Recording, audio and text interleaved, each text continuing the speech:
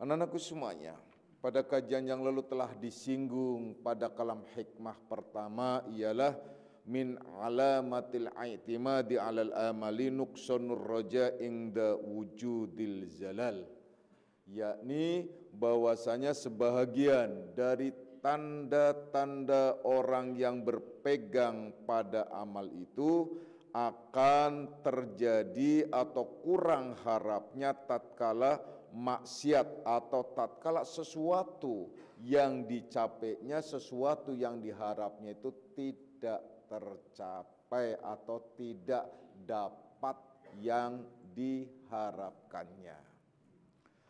Anak-anakku semuanya, sebelum kita berlanjut, mari kita tentramkan terlebih dahulu hati dan jiwa kita, akal pikiran kita dari segala macam persoalan dan kekeruhan, persoalan-persoalan dunia yang menyebabkan keruh hati dan jiwa kita. Kita singkirkan terlebih dahulu, kemudian kita duduk khusyuk dan menghadap seolah kita sedang bersama dengan Allah Subhanahu wa taala, karena memang Allah selalu ada dan Allah selalu bersama kita.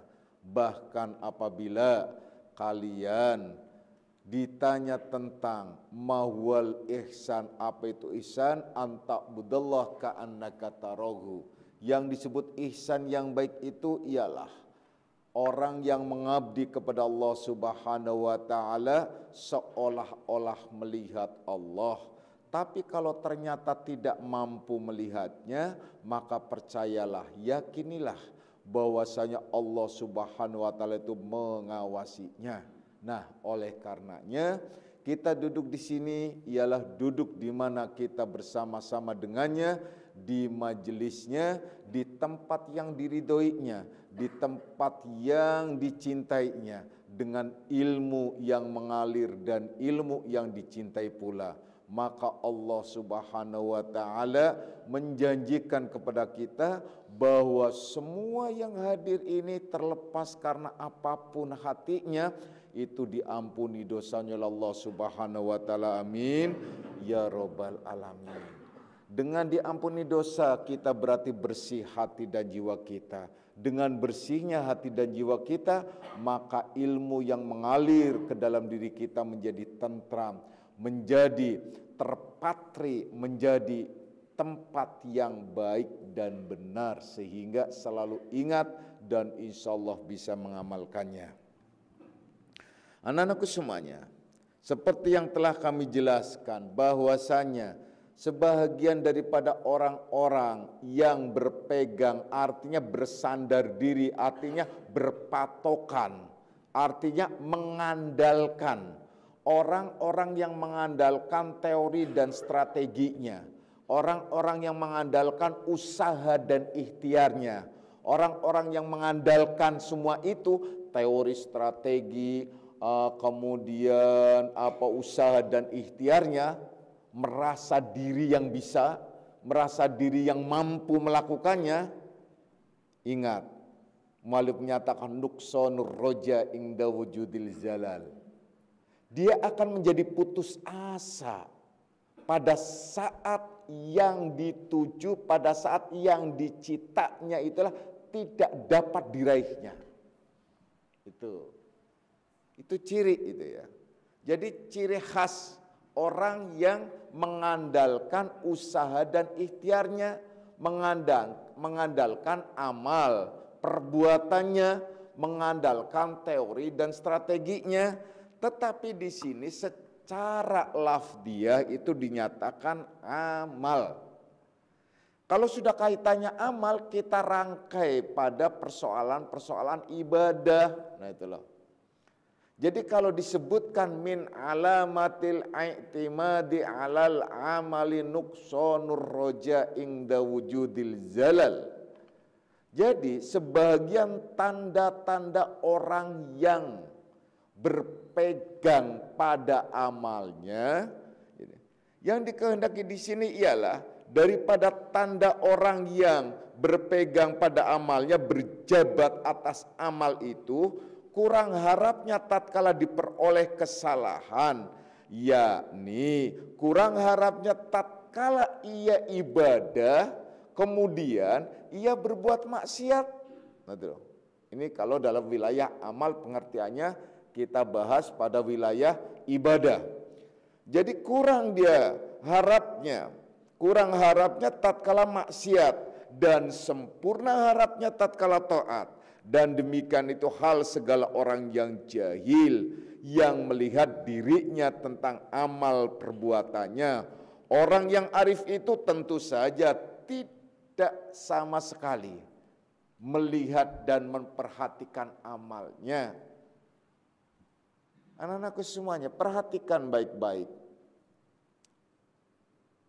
persoalan-persoalan yang ada dalam diri kita.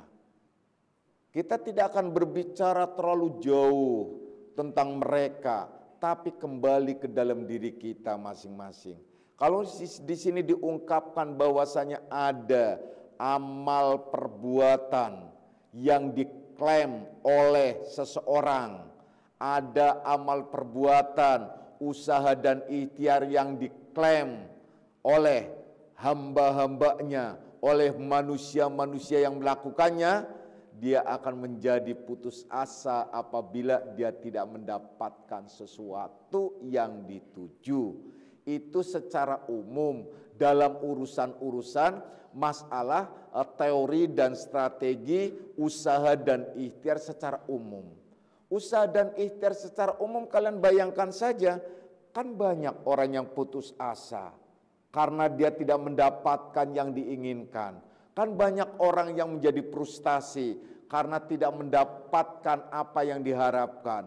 Kan banyak orang yang akhirnya dia memutuskan, nauzubillah min dzalik ini, untuk bunuh diri. Karena apa? Dia malu karena tidak mendapatkan apa yang dicita-citakannya.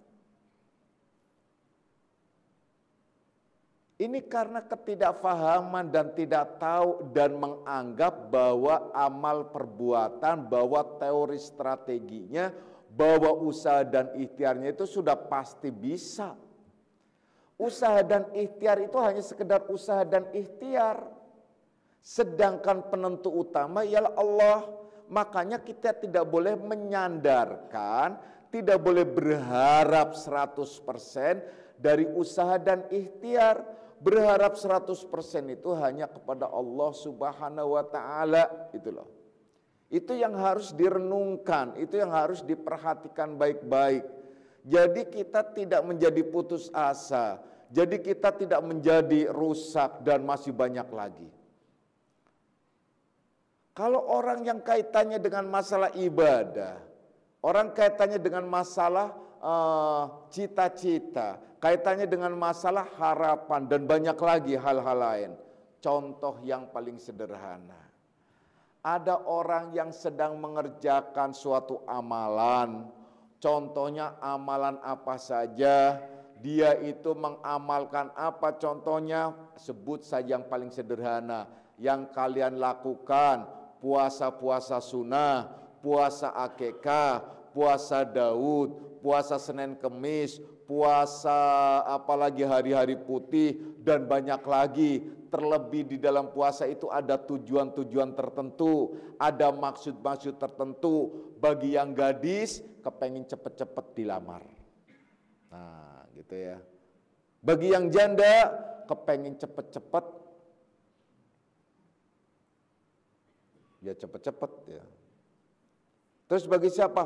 Bagi yang bujangan kepengen cepet. Nah, tuh. Bagi yang apa semuanya? Bagi yang tidak kerja kepengen dapat kerjaan, amalan. Karena apa? Disuruh sama kiainya, disuruh sama gurunya, sudahlah kamu mengamalkan ini. Nah. Setelah dia mengamalkan, sebut saja sholat sunnah, sholat hajat, sholat duha, sholat apa saja. Akhirnya dia menjadi putus asa, menjadi frustasi. Kenapa? Karena dia cacat dalam amalannya. Karena dia cacat dalam pelaksanaannya, atau karena dia berbuat maksiat di dalam pengamalannya, sementara ia mengamalkan riyadhah dan mujahadah, dia mengamalkan sholat, mengamalkan zikir, mengamalkan torekoh dan lain sebagainya, tapi dia sempat berbuat maksiat, akhirnya putus asa. Udahlah. Ternyata saya udah begini, sudah saya jungkir balik macam-macam, ternyata saya nggak bisa mengendalikan nafsu, aduh gimana ya, udah putus asa. Itu ciri khas. Ini ciri khas min alamatil i'timadi alal amali nuqsanur roja ingda wujudil jalal. Ini kebanyakan para salikin semacam itu. Awas loh. Jadi banyak putus asa, tidak mengamalkan lagi karena merasa bahwa dirinya telah cacat di dalam mengamalkan.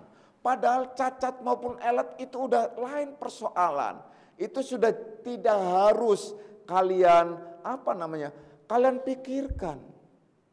Yang kalian pikirkan itu penyerahan diri kepada Allah. Apa yang kalian lakukan, lakukan sesuai dengan kemampuan kalian. Apa yang kalian amalkan, amalkan sesuai dengan pelaksanaan-pelaksanaan, kaifiat-kaifiat yang disuruh oleh gurunya, yang disuruh oleh mursyidnya, sebagai sami'na wa ata'na, selesai. Pokoknya sanunut manut, saya jalanin aja deh. Saya nggak berharap apapun. Jadi memang tidak berharap apapun, tapi kan banyak orang yang terlalu banyak berharap. Ngaji banyak berharap dengan ngajinya, sholat banyak berharap dengan sholatnya, puasa banyak berharap dengan puasanya, zikir banyak berharap dengan zikirnya. Jadi seolah-olah dia menjadikan amal ibadah itu sebagai alat untuk menuju sesuatu, sebagai alat untuk mencapai sesuatu. Maka apabila kalian bayangkan alat itu, ya, kalian jadikan alat nih. Kalau kalian alatnya itulah cacat, kalian menjadi ribet.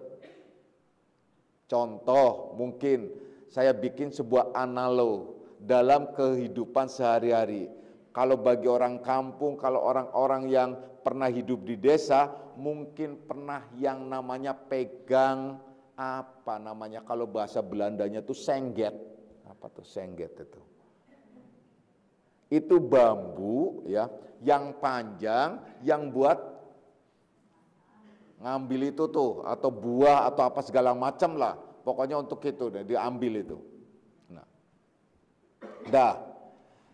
Kalau mengandalkan itu, ini contoh orang yang mengandalkan gala, mengandalkan alat itu untuk ngambil buah, pas gitu alatnya itu ternyata pendek atau alatnya itu adalah ternyata patah, putus asa, dia jatuh, plak, udah malas. Karena apa? Mengandalkan ini, dia tidak tahu bahwa Allah bisa memberikan sesuatu yang lebih. Contohnya apa? Contohnya tiba-tiba tidak harus mengandalkan itu. Kalau memang dengan izin Allah itu bisa ambil, bisa kena menjadi rezeki kita, mangga itu bisa, buah itu menjadi rezeki kita, walaupun itu pendek sekalipun dia lakukan langsung. Ternyata nggak sampai ada anak lewat. Bawa apa? Bawa bangku. Suruh pakai anci-anci, taruh nih Pak, pakai ini aja biar sampai. Oh iya, alhamdulillah tuh. Jadi tidak mengandalkan itu. Anak nggak ada, ternyata lewat. Oh ternyata ada angin puting beliung. Yang akhirnya mangga itu dan buah itu pada berjatuhan. Atau tiba-tiba ada monyet di atas. Atau tiba-tiba banyak lagi cara. Banyak cara, artinya jangan kita kemudian putus asa hanya karena alat itu. Kalau kita putus asa karena alat itu berarti kita memang mengandalkan alat. Ibadah itu semacam alat. Alat untuk kita menuju kepada Allah. Alat untuk membersihkan hati kita. Alat untuk membersihkan jiwa kita. Alat untuk membersihkan segala dosa-dosa yang menempel pada diri kita. Karena ibadah itu disebut cleaner, pembersih. Kalau sudah tahu semacam ini, coba renungkan baik-baik. Lalu kenapa kita mengandalkannya? Oleh karenanya hanya orang-orang yang jahil, orang-orang yang bodoh, yang mengandalkan, yang berjabat, atau yang bersandar diri pada amal perbuatannya. Padahal amal perbuatan itu bukan patokan. Seperti kalian, contoh sholat hajat. Kenapa sholat hajat? Karena kepengen hajatnya itu adalah diterima, hajatnya itu didapat. Saya kepengen kredit rumah supaya dapat rumah. Sholat hajat deh. Jungkir balik sholat hajat, ternyata kredit ditolak mulu. Sholat hajat lagi ditolak lagi. Sholat hajat lagi ditolak lagi. Akhirnya males sholat hajat, ngapain sholat hajat. Nah, pas giliran tidak sholat hajat, dia lewat dipanggil. Ya. Sini. Kenapa? Ini kreditnya sekarang disetujui. Alhamdulillah, tuh kan gak usah sholat hajat. Jadi kalau ngapa-ngapa gak usah sholat gitu loh. Repot lagi kan? Kenapa? Putus asa. Padahal Allah memberikan sesuai dengan kehendaknya. Jadi Allah itu tidak bisa dirayu dengan amal ibadah kalian. Awas jangan salah paham lagi. Kalau gitu Allah gak bisa dirayu, ngapain saya amal ibadah ya? Ngapain saya zikir? Ngapain saya sholat? Ngapain saya puasa? Ngapain? Orang gak bisa dirayu. Maksudnya bahwa Allah tidak bisa dirayu, tidak bisa dibujuk oleh apapun juga, jangankan sekedar amal ibadah. Karena Allah berdiri sendiri, qiyamuhu binafsihi, dia berdiri sendiri. Dia itu adalah absolut hukumnya, ketetapannya, tidak mengikuti hambanya. Makanya jangan kalian berpatokan pada amal perbuatan kalian. Serahkan semuanya kepada Allah. Allah itu tidak akan mengikuti hambanya. Allah akan memberikan sesuatu apapun pada hambanya sesuai kebutuhan hamba. Bukan sesuai keinginan nafsu hamba. Awas loh. Ya. Allah akan memberikan sesuatu apapun kepada hambanya sesuai kebutuhan hamba itu. Bukan sesuai keinginan nafsu hamba. Jadi kalau kalian menginginkan sesuai dengan nafsu kalian, gak akan dikabulkan oleh Allah. Kalian mengharapkan sesuatu apa saja sesuai dengan nafsu kalian, tidak akan dikabulkan oleh Allah. Tidak akan dicukupkan. Walau kalian dengan amal ibadah kayak apapun, kalian minta kayak apapun, gak akan dicukupkan oleh Allah. Allah akan memberikan, mencukupkan sesuai dengan kehendaknya, bukan sesuai dengan kehendakmu. Allah menyatakan, ya ibna Adam, wahai anak cucu Adam, anta turidu wa ana uridu. Kamu punya kehendak, aku juga punya kehendak. Fa init taba'aka bima uridu, barang siapa yang mengikuti kehendakku, a'taituka bima uridu, aku kasih sesuai dengan kehendakku. Fa illam tattabi' bima uridu, barang siapa yang tidak mengikuti kehendakku, adlaltuka bima uridu, aku sesatkan sesuai dengan kehendakku. Coba renungkan itu hadis. Hadis qudsi, yaitu firman Allah. Di sini diterangkan, hai anak cucu Adam, kamu punya kehendak, aku juga punya kehendak. Barang siapa yang mengikuti kehendakku, aku kasih sesuai dengan kehendakku. Kalimatnya, jangan kalian jangan kalian membacanya sepintas, teliti kalimat itu. Coba perhatikan keunikannya. Fa ini taba'aka bima uridu, barang siapa yang mau mengikuti kehendakku, a'taituka bima uridu, bukan bima turidu. Bima uridu, yakni aku kasih sesuai dengan kehendakku. Barang siapa yang mengikuti kehendakku, aku kasih sesuai dengan kehendakku. Kalau kita manusia kan beda. Barang siapa yang mengikuti dan nurut sama aku, apa maumu apa? Tuh, langsung dilos maumu apa? Bukan mauku. Allah tidak. Barang siapa yang mengikuti kehendakku, aku kasih sesuai dengan kehendakku, bukan sesuai dengan kehendakmu. Kalau sesuai dengan kehendakmu, Tuhan itu kalah. Kalau sudah kalah, berantakan alam semesta ini. Kenapa? Karena tidak diatur sesuai dengan kehendak yang satu, kehendak yang esa, tapi akan berantakan karena banyak kehendak-kehendak yang bertebaran. Contohnya, semua orang minta sehat. Kan semua orang minta sehat. Semua orang minta kaya. Kalau semua orang minta sehat, terus siapa yang jadi dokter? Terus siapa yang bikin rumah sakit? Ya nggak ada dokter, nggak ada rumah sakit, ya sudah. Berarti sehat semua? Ya sehat semua, udah clear. Terus kapan matinya? Coba. Sehat terus. Kapan matinya? Nggak mati-mati. Nggak tua-tua gitu loh. Sama seperti orang berdoa, mentanya tidak ada orang yang berdoa, ya Allah berilah saya sakit, tolong berilah saya miskin, ya tolong berilah saya jelek, nggak ada. Semuanya, ya Allah berilah saya sehat, walafiat. Ya Allah berilah saya rezeki yang banyak menjadi orang yang kaya. Ya Allah berilah saya adalah menjadi orang yang cakep, yang disenangi setiap orang. Itu doanya. Tapi kenyataannya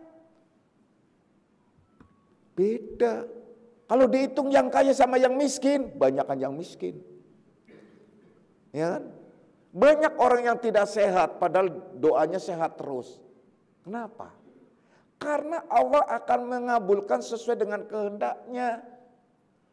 Kalau kalian doanya dikabulkan, itu bukan berarti karena kehendakmu, tapi karena berbetulan apa yang kalian minta sesuai dengan kehendak Allah.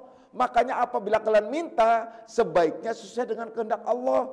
Saya nggak tahu sesuai dengan kehendak Allah. Kalau nggak tahu, serahkan kepada Allah, gitu loh. Jangan kalau nggak tahu, saya pengen tahu dong Pak, gimana supaya tahu kehendak Allah itu? Ya, saya pikir makrifah dulu, ya, baru tahu kehendaknya. Kalau kalian tidak tahu kehendak Allah, serahkan. Makanya orang yang menyerahkan kepada Allah, itulah Allah yang sangat suka, mencintai. Innallaha yuhibbul mutawakkilin. Sesungguhnya Allah sangat cinta, suka terhadap orang-orang yang berserah diri kepadanya. Orang yang tawakal tuh. Jadi Allah itu menyatakan apabila engkau punya apa tuh kehendak, dan apabila engkau mengikuti kehendakku, aku kasih sesuai dengan kehendakku, bukan sesuai dengan kehendakmu. Beda dengan manusia yang apabila ada orang yang nurut sama kita, nurut sama dirimu, maka kamu akan memberikan, kita akan memberikan sesuai dengan kehendak dan semaunya mereka. Nah itu. Jadi beda ya. Nah itu. Jadi kalau kehendak-kehendak banyak, ya itu tadi. Nggak usah jauh-jauh. Nanti bisa jadi berantakan. Yang satu, ini dalam urusan alam, yang satu ya Allah berilah panas gitu. Ya Allah janganlah kasih hujan, karena apa, saya mau hajatan. Gitu. Minta gak hujan-hujan, karena mau hajatan. Sebelahnya lagi tandur, ya, lagi nanem. Sebelahnya lagi apa namanya, ternak ikan, supaya airnya bagus, supaya kena hujan. Gitu. Minta ya Allah berilah hujan coba. Ini tetangga sebelahnya hajatan, tetangga sebelahnya. Terus gimana, perlu dibagi? Yang satu hujan, yang satu enggak gitu. Enggak ada. Allah tuh semacam itu. Yang tadi minta sehat enggak bisa. Kalau memang kehendaknya Allah adalah untuk sakit, makanya setiap apapun adalah tidak ada yang sia-sia. Minta kaya semuanya, kaya. Terus kalian zakat sama siapa zakatnya? Ayo. Siapa yang menerima zakat itu? Awas loh. Terus kalau kalian kaya semuanya. Tuh. Terus siapa yang bantuin kalian? Siapa yang jadi karyawan kalian? Semuanya jadi direktur semua. Wah, direktur semuanya. Terus siapa yang bekerja di perusahaan itu? Gak ada. Jadi posisi kalian adalah itulah yang paling terbagus menurut Allah. Makanya kalian harus tetap ada di bawah kehendak Allah dalam bergerak, dalam bekerja, dalam apapun itu seharusnya begitu. Sesuai dengan kehendak Allah apa sih? Sesuai dengan kehendak Allah itu kalian itu harus qanaah. Qanaah nerimo apa yang ada pada diri kalian. Istilah orang Jawa, nrimo ing pandum. Gitu loh. Jadi nerima pada posisi keadaan diri kalian, takdir hidup kalian. Kalian jadi apa sih? Kalau memang jadi karyawan ya udah bismillah. Kalau ada cita-cita ingin menjadi pengusaha ya coba lakukan. Tapi jangan ngoyo. Gitu loh. Jangan melampaui batas, itu contoh-contoh, banyak lagi contoh yang lain. Yang jelas itu kaitannya dengan kehidupan sosial secara umum. Tapi dalam kaitannya ibadah, seperti tadi, banyak orang yang menggunakan amal ibadah sebagai sarana tujuan. Sebenarnya rugi. Kenapa? Sangat rugi kalau kalian sholat malam, kemudian sholat apa saja hanya ingin mendapatkan harta, ingin mendapatkan rezeki, ingin mendapatkan kesehatan, ingin mendapatkan keselamatan, rugi. Kenapa? Itu sesuatu yang telah dijanjikan oleh Allah dan akan diberikan kepada kalian. Rizki sudah dijanjikan oleh Allah akan diberikan kepada kalian. Keselamatan dijanjikan oleh Allah akan diberikan kepada kalian. Semuanya sudah diberikan dan akan diberikan dalam kehidupan kalian. Rugi. Kalau kalian ibadah hanya untuk urusan itu rugi banget, percaya deh. Yang gak rugi siapa? Yang gak rugi itu adalah orang yang ibadah itu menyerahkannya kepada Allah hanya untukmu ya Allah, sehingga ia menyatakan inna salati wa nusuki wa mahyaya wa mamati lillahi rabbil alamin. Sesungguhnya salatku, ibadahku, hidup dan matiku milik Allah, kepunyaan Allah. Berarti diserahkan semuanya kepada Allah, bukan kepada yang lainnya. Jadi ibadah kita hanya menjalankan karena perintah Allah. Ibadah kita mengabdi pada Allah, tidak ada harapan apapun kecuali hanya menengadah ridhonya, menengadah mahabbahnya, berharap cinta kasihnya, berharap ridhonya. Kalau sudah mendapatkan ridho Allah, sudah mendapatkan cinta kasih Allah, apa yang tidak akan dapat yang lainnya? Coba deh, kalau kalian bisa merebut cinta kasih orang tua kalian, kalau kalian bisa merebut cinta kasih mursyid kalian, kalau kalian bisa merebut cinta kasih seorang pejabat presiden di antara kalian, gak usah khawatir, aman hidup kalian. Percayalah. Percayalah. Kalau kalian sudah bisa merebut cinta kasih orang tua, apa saja tanpa diminta orang tua akan memberikannya.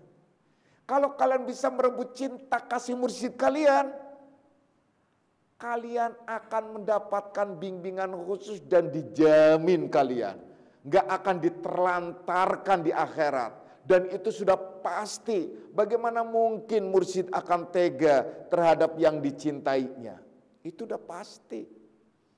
Doa-doanya selalu mengalir, doa-doanya selalu untuknya, dan doa-doa yang mustajabah.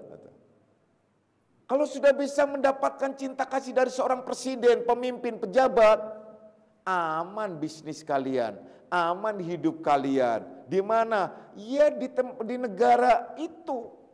Kalau di Indonesia contohnya aman. Gak usah dipikirkan hal-hal lain. Itu baru dicintai oleh orang tua. Dicintai mursyid, wah istimewa banget. Dicintai presiden. Bagaimana kalau dicintai oleh Allah yang nampak perwujudannya pada cinta kasihnya ulama warasatul anbiya, yaitu seorang mursyid. Dicintai Allah sangat istimewa banget. Tuhan alam semesta, Tuhan yang punya alam, yang kaya raya, yang maha segala-galanya.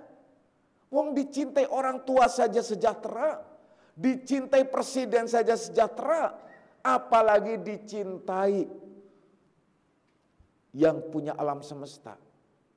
Nyatanya cintanya apa? Terlihat pada kenyataan perwujudan insan kamil, perwujudan mursyid, perwujudan siapa? Ulama warasatul anbiya. Karena tanda-tandanya orang yang mendapatkan keistimewaan dari Allah ialah bertemu dan dipertemukan dan mendapatkan cinta kasih darinya. Orang-orang yang disesatkan, yang tidak mendapatkan sesuatu apapun, disebut wa yudlil falang tajidalahu waliyam mursida. Dan siapa saja yang disesatkan tidak akan diperjumpakan, dipertemukan dengan wali yang mursyid. Pemimpin yang adil, seorang wali mursyid tidak akan dipertemukan. Jangankan dicintai, ketemu aja enggak. Apa enggak mengerikan itu? Kebayang enggak sih orang-orang yang tidak ketemu dengan ulama warasatul anbiya, dengan wali yang mursyida, kebayang enggak sih? Sedih rasanya. Sedih benar deh. Ya. Dah. Jadi itu jelas gamblang ya. Jelas gamblang. Nah, kemudian kita lanjutkan. Jadi dalam amalan ibadah kalian jangan mengandalkan amal ibadahnya. Nanti kalau saya katakan lagi jangan salah paham. Saya nyatakan, contoh, surga itu bukan untuk orang yang ahli ibadah. Awas loh. Surga itu tidak bisa ditebus dengan amal ibadah. Surga itu, seseorang masuk surga itu adalah karena mendapatkan rahmat dari Allah. Jadi kalau kalian tidak mendapatkan rahmat dari Allah, jangan berharap masuk surga. Rahmat apa sih? Rahmat itu bentuk cinta kasih Allah. Namun tanda-tandanya orang yang dapat rahmat, saya ulangi lagi, jangan sampai tidur nih, jangan sampai sepotong nih dengernya, ya. Namun orang-orang, tanda-tanda orang yang mendapatkan rahmat Allah ialah dia istiqomah di dalam amal ibadahnya, istiqomah di dalam zikirnya, istiqomah di dalam melakukan ibadah-ibadah lainnya. Tapi bukan berarti ibadah itu sebagai patokan. Hanya sekedar tanda-tanda. Tanda-tanda orang yang mendapatkan rahmat itu ialah orang yang istiqomah dalam ibadah dan pengabdian kepada Allah. Jadi semoga saja ibadah kalian, ibadah kita semua, golongan ibadah yang menjadi tanda-tanda rahmat Allah pada diri kita. Amin. Ya Rabbal Alamin itu. Karena ada amal ibadah yang tidak menjadi tanda-tanda rahmat Allah. Apa? Amal ibadah orang yang riya. Amal ibadah orang yang pencitraan. Kenapa? Karena dirinya kepengen dianggap ini aku alim loh. Layak untuk dipilih gitu loh. Ini aku alim loh. Ini aku bisa loh. Layak untuk dijadikan RT sama mamanya. Yang enggak begitu. Itu adalah bukan tanda-tanda ibadahnya orang yang mendapatkan rahmat Allah.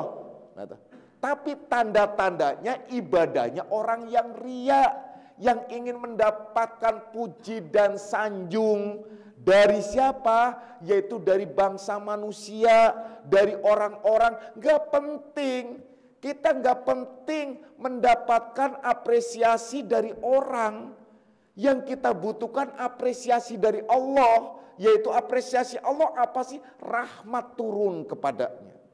Apresiasi manusia apa sih? Hanya tepuk tangan, hanya pujian. Pujiannya tidak akan menyebabkan dirinya itu bertambah agung di sisi Allah, malah bertambah runtuh di sisi Allah. Itu loh, ya. Jadi yang harus kalian renungkan baik-baik ialah jadikan, kalau kalian ibadah itu jadikan bahwa ibadah itu bukan untuk menuju sesuatu, tapi sebagai penyerahan diri kepada Allah, pengabdian hanya kepada Allah. Andai saja dari ibadah itu kalian mendapatkan efek ibadah, itu resiko. Orang yang ahli dalam ibadah, contohnya dia biasa sholat duha, resikonya apa sih? Hatinya selalu tentram, tenang dalam menghadapi situasi apapun. Dan rezekinya juga tetap berlimpah sesuai dengan doa-doanya. Kan begitu. Kemudian apalagi?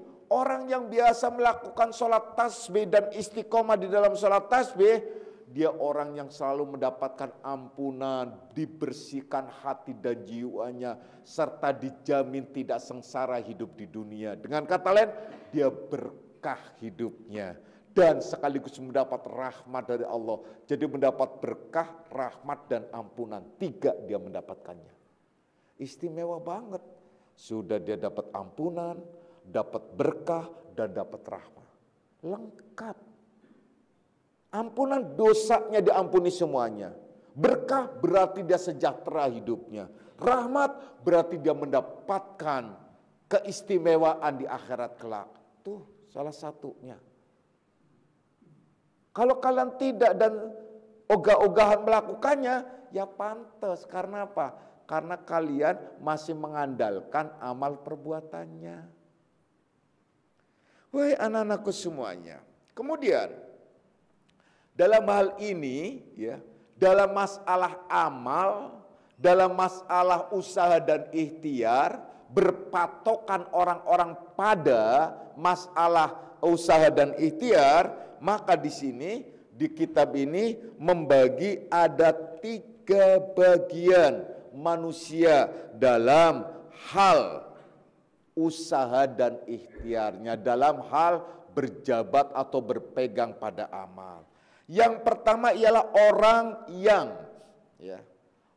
yang mengandalkan usaha dan ikhtiarnya, orang yang berjabat pada amalnya, orang yang bersandar diri pada amalnya. Maka tanda-tandanya orang yang pertama ini ialah kurang harapnya kepada Allah Subhanahu wa taala tatkala tidak ada hasil yang dimaksudnya, putus asa.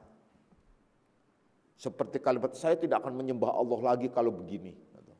Wah, repot juga ini. Pokoknya saya tidak akan sholat. Kalau apa? Kalau saya adalah tidak lunas utangnya.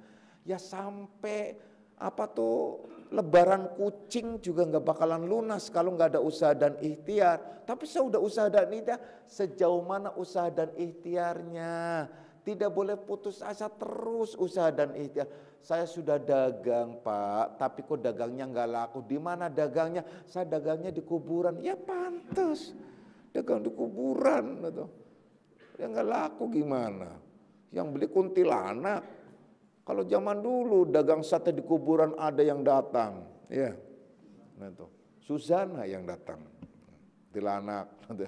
Dah, itu contoh yang paling sederhana. Jadi usaha dan ikhtiar nggak boleh ada putus asanya.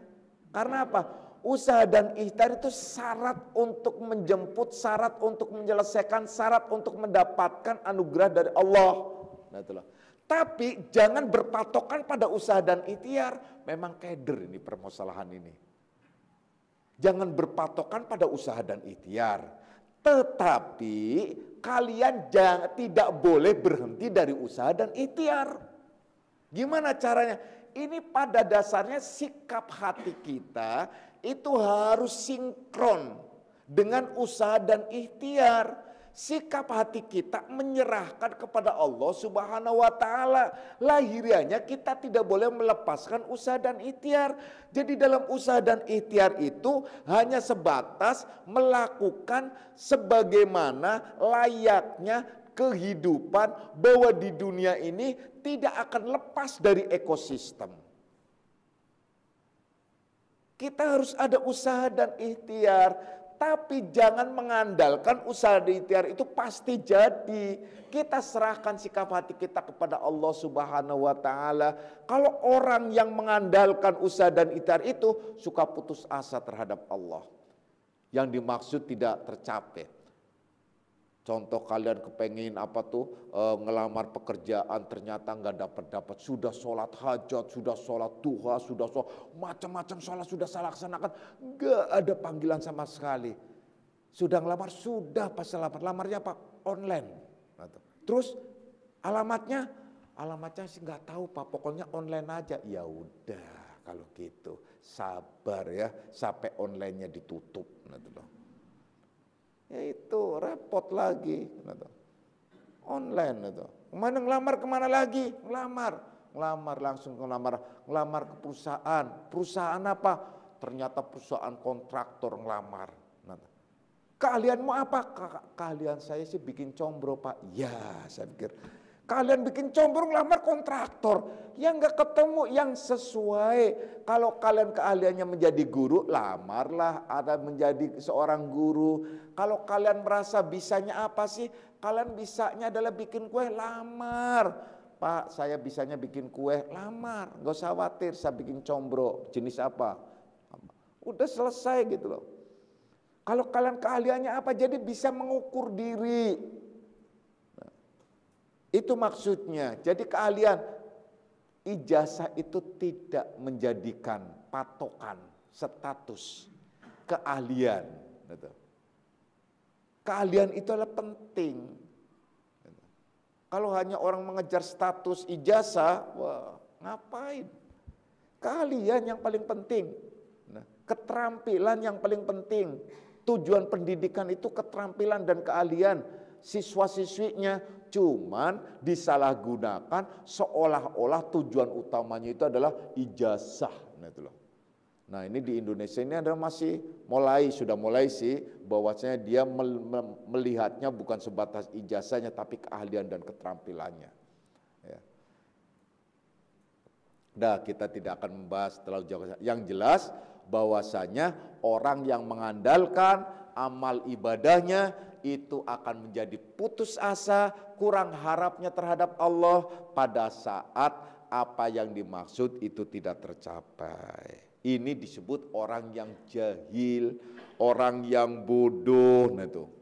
Yang kedua ialah orang yang disebut dia berpegang pada amal ibadahnya tapi atas anugerah Allah Subhanahu wa taala. Maka tanda-tandanya itu selalu rujuk ilallah, kembali kepada Allah. Maksudnya rujuk terhadap Allah apa sih? Dia berpegang pada amal ibadah, pegang pada usaha dan ikhtiarnya, tetapi dia selalu rujuk terhadap Allah. Karena dia berpegang bahwa amal ibadah, usaha dan ikhtiar itu sebuah anugerah dari Allah, bukan sebuah kekuatan dari diri kita. Kalau yang pertama itulah kekuatan, kemampuan diri kita. Bahwa aku bisa sholat, aku bisa ibadah, aku bisa usaha dan ikhtiar dan lain sebagainya. Tapi yang kedua, aku adalah mendapatkan anugerah Allah, bisa usaha dan ikhtiar. Aku mendapatkan anugerah Allah, bisa melakukan berbagai macam ibadah. Maka orang ini tanda-tandanya itu selalu rujuk ilallah. Artinya kembali kepada Allah Subhanahu wa taala. Apabila dia mendapatkan kenikmatan, maka dia selalu bersyukur kepada Allah dengan alhamdulillah. Kalau dia tidak mendapatkan kenikmatan malah dapat musibah, dia akan berlindung dan meminta pertolongan kepada Allah Subhanahu wa taala. Itu tanda-tandanya orang yang rujuk kepada Allah. Kalau orang yang jahil tadi itu tidak. Kalau dia berhasil, dia sombong bahwa menepuk dada ini aku yang berhasil. Kalau dia tidak berhasil, dia putus asa seolah-olah tidak ada Tuhan. Tuh yang pertama, orang yang jahil. Jadi kalau berhasil dia sombong, menepuk dada. Nah, akhirnya dia angkuh. Kalau dia tidak berhasil, dia putus asa seolah-olah tidak punya Tuhan. Yang kedua, orang berpegang pada anugerah Allah. Jadi berpegangnya itu pada anugerah Allah, bukan pada amal tapi pada anugerahnya. Kalau sudah memegang pada anugerah Allah, dia tanda-tandanya itu rujuk ilallah. Dia selalu bersyukur terhadap Allah atas nikmat-nikmat yang diterimanya. Dia akan kembali kepada Allah dengan minta perlindungan dan pertolongan atas musibah yang diterimanya. Nah, itu yang kedua ya.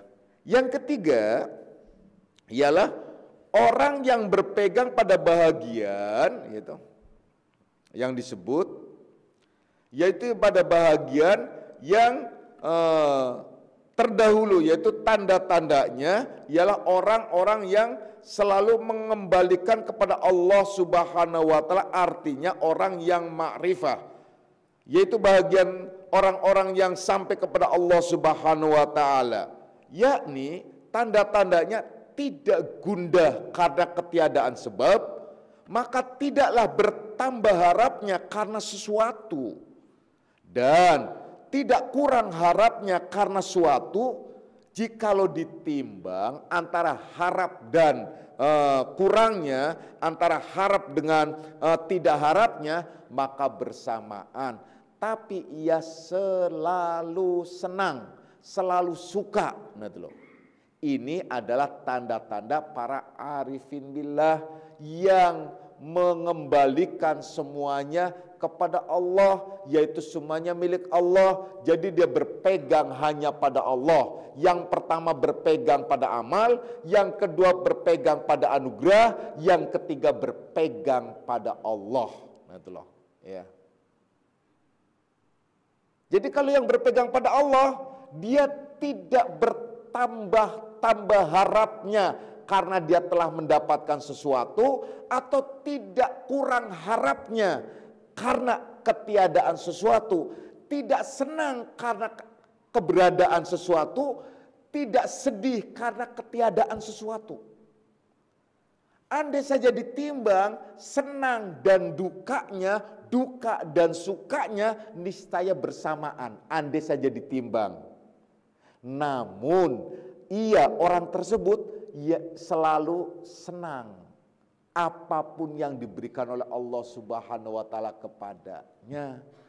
Insya Allah kita akan lanjutkan pada kajian yang akan datang. A'udzubillahi minasyaitonirrajim. Bismillahirrahmanirrahim. Raditu billahi rabban lamidinan wa bi Muhammadin nabiyya.